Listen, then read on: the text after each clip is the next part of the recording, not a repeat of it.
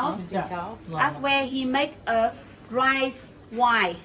Rice wine. Yeah, Vietnamese whiskey, alcohol, spirit. So this is a rice wine of about 80 proof, 40%. And then his family is a traditional from 3 generations. And then his family provide the rice wine for the whole village here. So rice wine become a welcome drink when the Vietnamese people welcome the guests. And here is where his office. From rice wine, chú ơi, bác ơi cho con giới thiệu bác một xíu. Bác Hải ạ, năm nay bác Hải bao nhiêu tuổi ạ? Năm nay là 67 tuổi. 67 years old. Mr. Hải. Me too. Me too. Bác Hải ơi, 67. Bác Hải nấu rượu này là bao nhiêu năm rồi? How many years you make rice wine? Thì tầm được 30 năm. 30 years I make rice wine. Thế là từ bố từ mẹ là gia đình đã làm rồi hết đúng không ạ? Trước là làm rồi, sau lúc bây giờ là chú đi bộ đội về thương binh, sau đó làm. I am a third generation in the family making rice wine, and after I come back from the war, and I will be a rice wine maker since then at that time until now. Dạ, bác ơi, thế quy trình nấu rượu là như nào thì bác giới thiệu cho con mới được không? What is the process of making rice wine? Quy trình nấu rượu thì đơn giản thôi mà. Dạ. Thì sáng ngày ra là cái gạo của mình thì gạo nếp cái ấy. Dạ.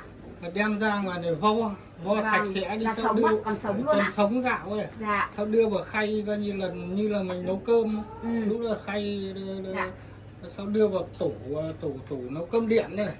Thế là, To make a rice wine, first you need to have a rice. But the sticky rice specialty in the round area here will make the rice wine from this village famous. So you need to have a rice, you soak it with the water, and then you cook the rice before you make a rice wine. And the second thing you need to have a yeast. Yeah. Yeast. To mix with the rice after you cook and you leave it. Mỗi lần mà cho men vào trong cơm là để khoảng bao nhiêu lâu ạ? Khi là nấu chín, chú nấu độ 1 tiếng rưỡi ở trong nồi thì mới đổ ra ngoài khay nó nguội đi. Sau mới rắc men. Cái men của mình là men làm bằng thuốc bắc. Mỗi lần men như thế là để được bao lâu ạ? Thì nó ủ và mất trong vòng 1 ngày.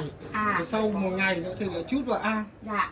So when you cook for about an hour, you need to dry it and put it on the floor before you put the yeast in to mix evenly with the rice.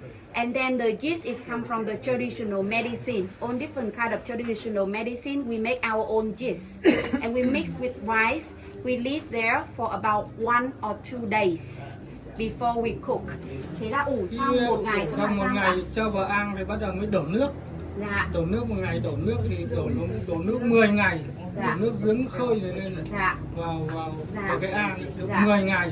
Yeah. Bây giờ mang ra ngoài này đặt. So you put into the pot like this, rice with yeast, and then you pour the water in and keep it for 10 days. After 10 days, you bring here wood fire, you cook. The steam coming up, go through the pipe here, and the condensation going through the water before the rice wine spirit coming down in the container here. That's how they make a rice wine by the distill method. Dạ, cảm ơn bác. Thế bây giờ mình mời khách ra làm ly ha. Rồi. Dạ. Cái này là mỗi cái mẻ này đặt trong vòng 4 tiếng nhất rồi. He cooked here for 4 hours. And that is become very good quality for the first time when they cook for 4 hours. And Mr. Hải, ở trong nhà chú đồ ăn nữa đấy. He said that I don't let you standing here. Come over there, sit down and drink rice wine.